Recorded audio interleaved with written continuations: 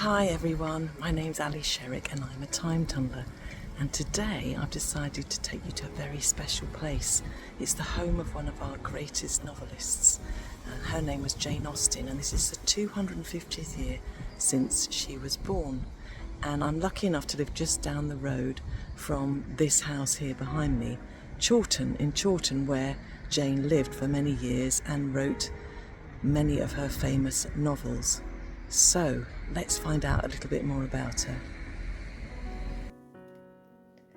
Jane was born on the 16th of December 1775 in the village of Steventon, near the town of Basingstoke in Hampshire, the seventh of 8 children. She had 6 brothers and a sister, Cassandra, who was 2 years older than her. The only surviving known likeness of Jane is this watercolour painting Cassandra made. They were very close and thought of each other as best friends, writing many letters to each other whenever they were parted. The family wasn't wealthy, but while Jane's father was alive and earning a living as a church rector and tutor to boys at a boarding school he ran, they were able to make ends meet. In common with most girls of the time, Jane and her sister received a more limited formal education than their brothers, sent away for short periods to school when they were younger, then later being taught at home. But it was being allowed to borrow books from her father's library that really gave Jane her love of reading.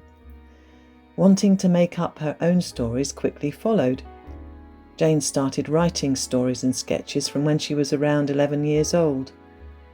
3 notebooks from her teenage years survive and show what a sharp sense of humour and mischief she had, something which she's famed for in her published novels too. These first stories are full of action and girls behaving badly, being greedy, stealing things, even fighting. Jane would entertain her family and friends by reading them out loud. Thanks to her family's encouragement, she began to take her writing more seriously, and as a young woman, she worked on the drafts of much longer stories, including what would later become 3 of her 6 published novels. After Jane's father retired in 1801, he and Mrs. Austen and their 2 daughters moved to the city of Bath.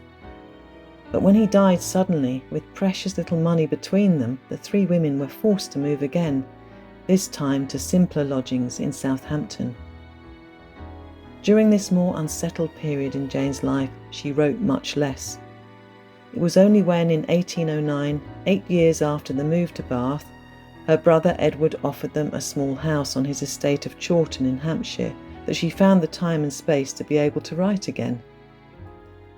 This led to her revising her earlier works and trying to get them published. She began work on something new. In 1810, with her brother Henry's help, she had her first novel, Sense and Sensibility, published, though anonymously, which means Jane wasn't named as the author. Instead, the title page said that it was by a lady. Perhaps Jane's most famous book, Pride and Prejudice, followed 3 years later, and then Mansfield Park and Emma. By this stage, though some had sold better than others, Jane's novels had many admirers, including the Prince Regent, later King George IV, to whom she dedicated Emma. But sadly, though she continued to write, her health was beginning to fail. In May 1817, Jane left their home in Chawton with her beloved sister Cassandra to be closer to the doctor who was treating her in nearby Winchester. She died just a few short weeks later at the age of 41 and was buried in Winchester Cathedral beneath a gravestone which strangely makes no mention of her achievements as an author.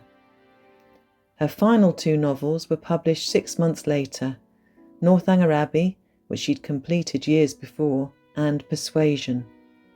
Their publication marked the first time that Jane was named as the author. Since Jane Austen's death, her books have gone on to sell millions of copies in hundreds of different languages across the world.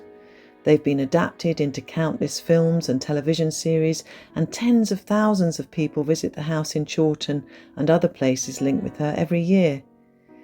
It's incredible and inspirational to think that it was at this small writing table by the window in a downstairs room in the cottage at Chawton that Jane penned stories that have gone on to become some of the greatest literary works of all time. Happy birthday, Jane Austen, and may people be celebrating your 500th birthday in another 250 years' time. Now, for your writing challenge, why not have a go at making a birthday card for Jane? Something that you can send back through time to the young Jane to encourage her about her writing, perhaps share with her some of the successes she's going to enjoy in the future. And don't forget to tell her who your favourite book and author are too. Happy reading, happy time tunnelling.